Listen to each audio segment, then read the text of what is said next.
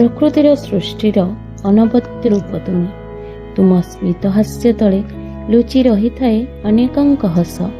केउ रूपरे विद्यमान तुमे मंदिरर देवी रूपरे ना गृहर गृहिणी रूपरे खोला आकाशर उड़ी बुलुवा पक्षीटीए तुमे ना घर चारिकांथ भितरे जलांजलि दौथुवा शक्तिटीए तुमे तुमे सर्वशक्तिर ऊर्ध्वरे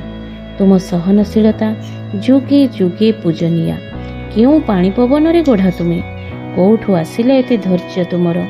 काहींकि निज जीवन को प्रति मुहूर्त जालुछ केउ समाज तुमको भिन्न रूपटीए देइछि काहींकि तुमे पुरुष ठारू कम मने करुछ केउ पुरुष ठारू तुमे कम जाहाकु निज हाथ धरी चाली शिखेइल ना जहा हाथ धरी प्रतिटी परिस्थिति को कांधरे कांध मिसाई आगेई नेल हाँ तुमे से ही पुरुष ठारू कम जी तुमको जन्म देई संसार को आनिछंती जहाँ को हाथ धरी तुमे चाली शिखिल नारी ना पुरुष सर्वलिंगर ऊर्ध्वरे आम मानविकता निजको प्रश्न करी देख तुम भितरे मनीष पणिया अछि ना पुरुष नारीर भेदभाव रे सांसारिक मोहमाया रे मशगुल अछ